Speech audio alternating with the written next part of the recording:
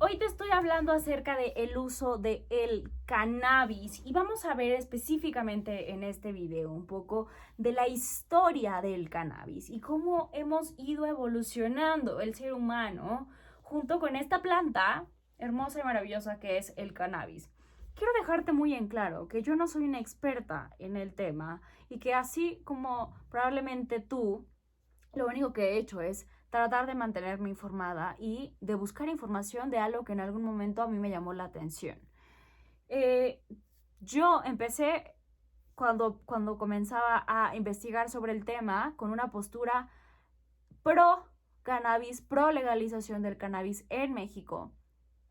Y sin embargo, justamente quería, y lo que hice fue leer las posturas opuestas y complementarias para tener una idea mucho más compleja de lo que significa y de lo que representa el uso del cannabis. Y te voy a presentar las tres principales fuentes de información que tuve. Leí más artículos y chequé muchos más videos. Te desarrollaré a continuación un montón de videos hablando acerca del uso, de los tipos, de los pros, de los contras, mis propias conclusiones del uso del cannabis, basados en la información que yo he recopilado. Y creo que al igual que en cualquier tema, es importante que cuando tú busques referencias, cuando busques información, sepas de dónde viene la información. ¿Y a qué me refiero? Por ejemplo, este fue uno de los primeros libros que leí con respecto al uso del cannabis y es un libro hecho específicamente acá en México por lo que tenemos que son los centros de integración juvenil, que son estos centros que son parte del sistema de salud pública, donde se atiende a jóvenes que por diferentes situaciones están en temas de violencia, en temas de violaciones de la ley, por lo general, pero se especializan en temas de adicciones porque hay una gran comorbilidad entre estos temas. Y tiene un enfoque francamente médico, ¿no? Donde lo que te dice es toda la evidencia, principalmente biológica y legal, ¿no? De lo que implica o lo que implicaría si se legalizara la marihuana en México. Repito, en México es importante el contexto porque tenemos diferentes aplicaciones de la ley, de las leyes, diferentes aplicaciones en general y diferentes contextos. Este otro es un libro, bueno, repito, este tiene un enfoque médico, está escrito por médicos. Este, por lo tanto, en cambio, está escrito por especialistas en los temas legales, ¿no? Te ponen muchos ejemplos de cómo es la situación aquí en México, pero te dan muchos contrastes de cómo se ha aplicado y lo que se ha funcionado o no ha funcionado en otros países. Este es como más internacional, repito. Y este otro que también habla del uso del cannabis y los temas en como una conclusión. Este es bastante sintético, bastante breve también. Y tiene un poco del enfoque médico, legal y, repito, como mucho más sintético en otros paradigmas también, en lo que se ha hecho en otros países, cómo funciona. Y bueno, estos son los principales. Yo creo que si tú quisieras leer uno, te invitaría a que leyeras este, que es el más sintético. Y a mí, francamente, el que más me ha abierto, digamos, los ojos a otras realidades ha sido este. Ok, esto como para incluirte y abrirte un poco de dónde viene todo esto. Pero vamos a hablar, como te dije en este video, sobre la historia del uso del cannabis. Y es que el cannabis y la marihuana no es lo mismo, ya hemos hecho esta distinción y te la explico más adelante. Pero una digamos que es la planta y el otro es el producto que se le da, que tiene un uso recreativo y que tiene un uso como una droga, como tal, ¿no? Pero bueno, el cannabis comienza en Asia desde los años 2000 antes de Cristo, te estoy hablando desde hace un montón. Hay referencias en la Biblia, mal traducidas, pero hay referencias en la Biblia acerca de el cáñamo, ¿no? Y después de que surge en Asia, se difumina y se empieza a trasladar a diferentes partes del mundo. Por ahí en la Biblia hacen referencia a todos los milagros que hacía Cristo y a cómo hacía uso del cáñamo y de la marihuana para realizar estos famosos milagros y curar a todos los enfermos. Por ejemplo, creo que eran de prole, no estoy tan bien informada, creo que eran de prole y de lesiones en la piel, y los curaba a través del cáñamo, ¿no? De la marihuana. En la cultura árabe se cree que también que fue utilizada con fines distintos religiosos, que también estaba ligado a una cierta condición social, ¿no? Desde ese momento ya se ligaba a cuestiones marginales, a campesinos y a jornaleros, que eran los que estaban en primera instancia en contacto con estas plantas. En Europa, durante el gobierno de Enrique VIII, en Inglaterra, empieza también a obligar a sembrar dentro de sus colonias a los terratenientes con la intención de construir naves. En ese momento, como te explico en otros videos, el cáñamo se utilizaba para la construcción de diferentes cosas porque es muy resistente. Entonces, por ejemplo, en China se ocupaba principalmente textilmente, mientras que durante el proceso, repito, de Europa en Enrique VI, en Inglaterra principalmente, se utilizaba para construir naves. Y esto fue lo que permitió, por ejemplo, que se colonizara México, ¿no? Que se colonizaran varias partes del mundo gracias a que se utilizaba para la construcción de navíos. Y así fue como también es exportado hacia otros países y que, repito, tiene un gran enfoque y una gran afectación para que fuera un motor del descubrimiento de América. También las 13 colonias, gracias a la producción que tuvieron de manera independiente con esto, empiezan también a declarar su independencia de Inglaterra después. O sea que he tenido realmente, y te lo menciono esto como dos principales eventos muy fuertes, tanto en Estados Unidos como en México, porque por supuesto que eso ha impactado a nivel histórico de manera que no alcanzo ni siquiera a poner en palabras, para pronto, ¿no? Durante el siglo XIX, es decir, se impone un impuesto en Estados Unidos, que es el impuesto de las drogas, en 1937, por ahí, alguna cosa así, donde empieza, por lo tanto, a disminuir la producción del cannabis que hasta entonces estaba llevando en Estados Unidos. Y eso se muda, entonces, tiene como la necesidad de decir, bueno, ¿a dónde mudamos todo lo que ya estamos como produciendo? ¿Qué todos necesitamos? Principalmente por una cuestión ahí política que, como siempre, ¿no? Se dio entre los miembros de grupos políticos de extrema derecha en Estados Unidos, que hacen acuerdos también, principalmente en ese momento, de comercio con China, ¿no? Donde era muy conveniente que se aprobaran estas leyes y se impone este impuesto sobre el cannabis y en general sobre varias drogas. Y entonces, aunque en China se sigue usando como una materia textil, en Estados Unidos se prohíbe y migra toda esa producción a Latinoamérica también porque era muy fácil por el clima, ¿no? Después, todo lo que tenía que ver con lo textil se cambia, se canjea por otro tipo de fibras que hoy son producidas como más plásticamente durante el siglo XX. Y entonces la droga, como tal, todo lo que era el subproducto del cáñamo, se fue pensando como una cuestión patológica, ¿no? Se empezó a clasificar a la droga, entonces ya como por los efectos psicotrópicos que empezaron a ver que tenía. Hasta ese entonces se utilizaba, pero principalmente con sus usos medicinal, con su uso textil, con su uso de producción, en la construcción de barcos, como te mencioné. Y esto hace que empiece a construirse la droga. Se empieza entonces a estigmatizar todo el uso recreativo de la droga al ver todos los efectos que estaba produciendo. Por ejemplo, en esta época también se empezó a estigmatizar el uso del cacao, ¿no? Había una regla que decía que no podías consumir más de, creo que 1,5 tazas, 3 tazas, ¿no? De cacao puro por los efectos que generaba.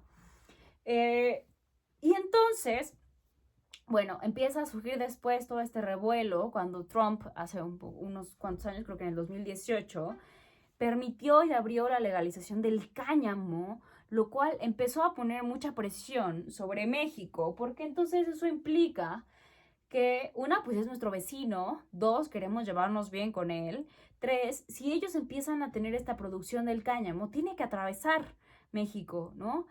Ellos en muchas cuestiones no son capaces de producirlo y tienen que exportarlo de otros lugares y tiene que atravesar por México. Eh, y bueno, entonces ahí como que está esa parte de podríamos ocupar esto como un gran puente, no solo a nivel científico, sino también a nivel de comercialización, a nivel económico, para una gran transición.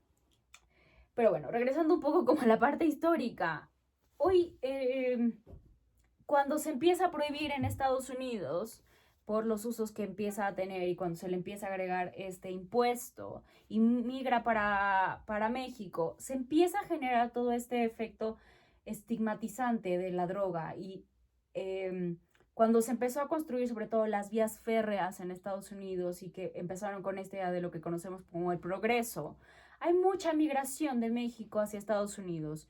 Y como lo que los consumían era principalmente obreros, se acentuó, se juntó esto en la cabeza de las personas, ¿no? Te digo, repito, de extrema derecha, y entonces dijeron, ah, ok, el marihuano, México, ok, son lo mismo, ok, no los queremos cerca. Y las personas que son, ¿no? Que una vez que termina la producción de tanto de luz como de vías férreas en Estados Unidos y que regresan a México, ellos traen consigo también este hábito del uso de la marihuana como algo recreativo. Acá en México entonces también eventualmente se prohíbe y se recluye el uso y la producción de marihuana hacia las zonas principales de lo que se conoce como el triángulo, ¿no?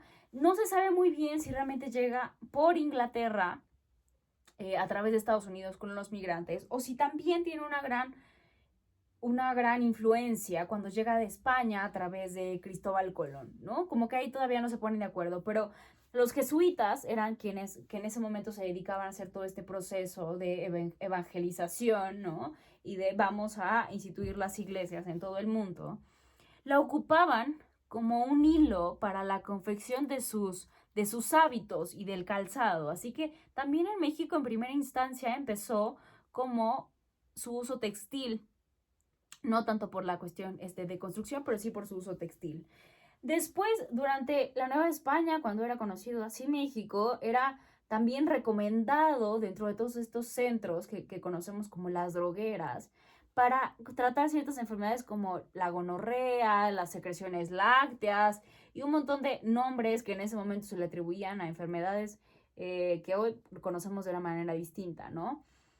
Pero también era ocupado, y ya repito, como por todo este uso principal de las personas y de quién sí lo usaba y no lo usaba, ya también había una ligazón con el estatus, ¿no? ¿Quién puede ocuparlo y quién no puede ocuparlo?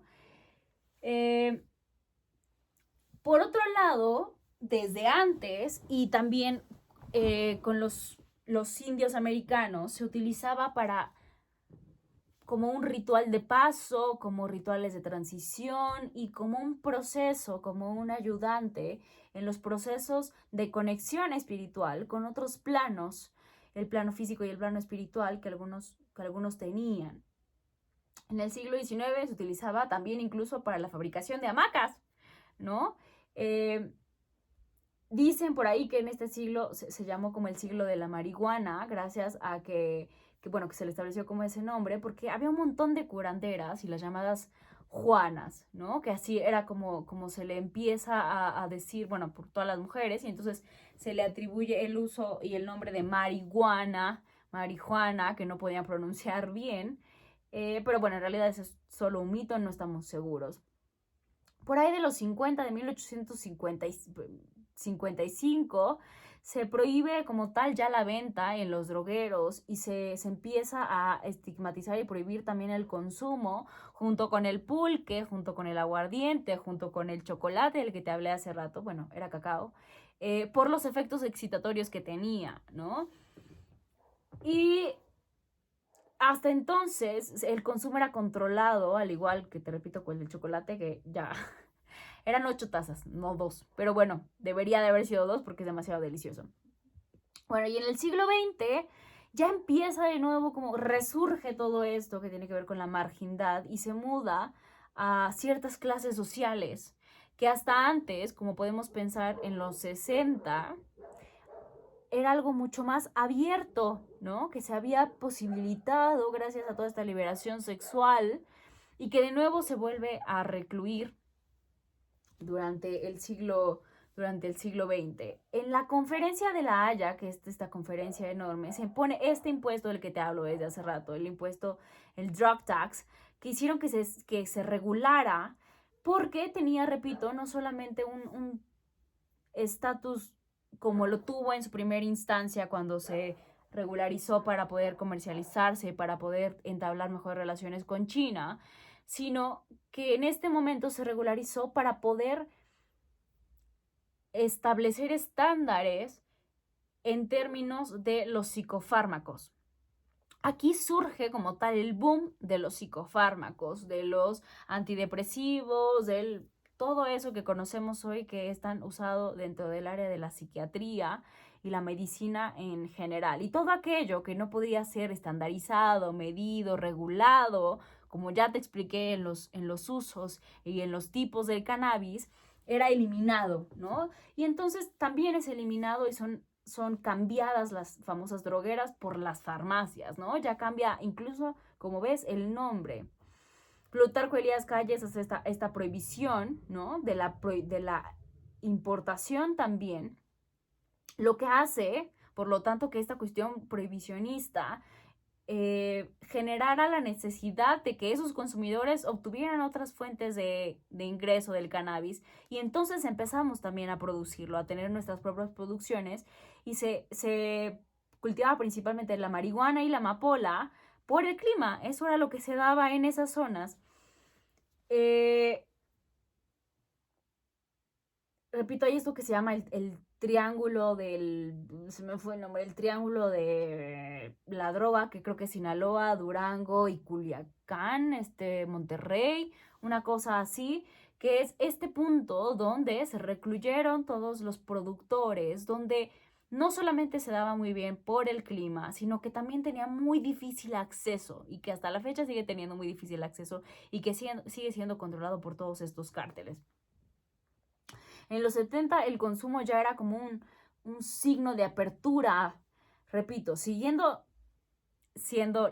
ilegal, tenía un estatus ya no tan de marginalidad como se tuvo durante años previos, sobre todo en los 50, sino que después del boom de los 60, en los 70 se asocia a todo esto contemporáneo y entonces podemos pensar y ver a todos los artistas y los grandes pensadores de estas épocas como algo intelectual, ¿no? Y después, como te acordarás, en los 90 surge de nuevo con toda la extrema derecha acá en México, la lucha contra el narcotráfico que es declarada por Felipe Calderón y el Partido Acción Nacional. Entonces, lo que intento decirte un poco con todo este recorrido un poco histórico y un poco brincado, como suele ser mi cabeza, de lo que me voy acordando y de lo que tengo anotado, es que el cannabis en realidad ha evolucionado con nosotros desde antes de Cristo hasta ahora y que se ha instituido y se ha institucionado por personas y personajes, tanto eclesiásticos, ¿no? Como en Estados Unidos, en China, ¿no? También que se ha asociado ahí, que se ha ocupado también para formar alianzas políticas, que tiene todo un dogma paternalista y provisionista detrás, ¿no? De la sociedad no puede elegir sola, hay que hacerlo nosotros por ellos, y que también ha sido influenciado todos estos cambios por ideales económicos para favorecer ciertas industrias, como la industria farmacéutica.